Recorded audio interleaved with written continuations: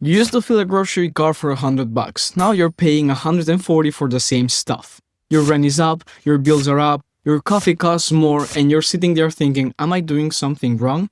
No, you're not. This is inflation, and it is quietly making you poorer every single year. Let's break this down properly. Inflation means the general price level of goods and services goes up over time. And that's the textbook version, but here's what it actually means for you. The money in your pocket loses value. $1 today doesn't buy what $1 bought 5 years ago. And 5 years from now, it will buy even less. Think of it this way. Your money is like ice. It looks solid, it feels real, but it is slowly melting. You don't notice day to day, but come back in a year and a chunk of it is just gone. So, why does this happen? There are three main reasons prices rise. First, demand.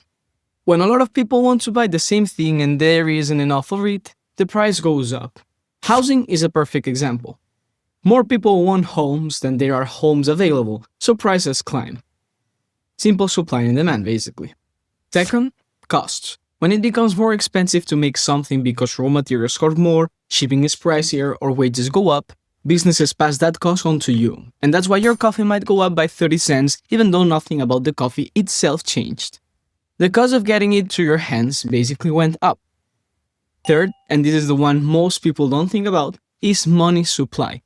When more money gets printed and enters the economy, each unit of that money becomes worth slightly less. And it's like pouring water into juice. The more water you add, the weaker it gets. The juice is still there, but it doesn't taste the same. Now, here's where it really hits home. Let's say you earn like around $50,000 a year. Inflation is running at about 4%. If your salary stays the same, by the end of this year your money will only buy about $48,000 worth of stuff that you can buy right now.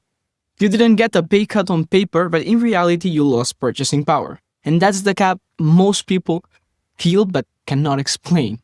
And it compounds. Over 5 years at a 4% inflation, that same salary buys you roughly $41,000 worth of goods.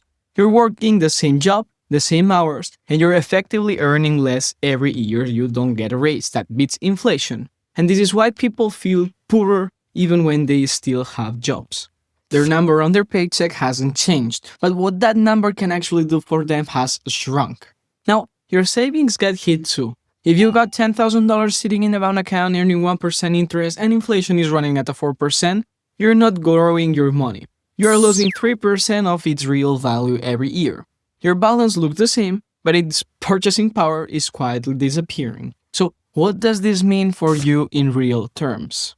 It means that your groceries will cost more, your rent adjusts upwards, and the car you wanted last year now costs an extra couple $1,000s. Going out for dinner feels more expensive because it is, and your savings, unless they're working harder than inflation, are slowly getting weaker. A small amount of inflation is actually considered normal and even good for the economy. Most central banks target at around 2% per year.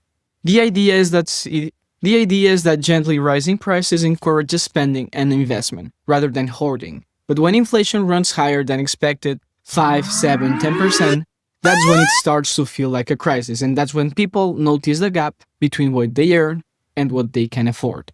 So, here's your key takeaway. Inflation is not just a number on the news. It's a silent force that erodes the value of your money, your savings, and your salary over time. The only way to protect yourself is to understand it and to make decisions with it in mind. If your money is just sitting there doing nothing, inflation is eating it. And that's the reality. If this helped you understand how inflation actually works, hit the subscribe button for more. I break down economic concepts like this every week. Leave a comment and tell me, when did you first notice inflation hitting your life? Thank you very much for watching, and I'll see you in the next video. Ciao!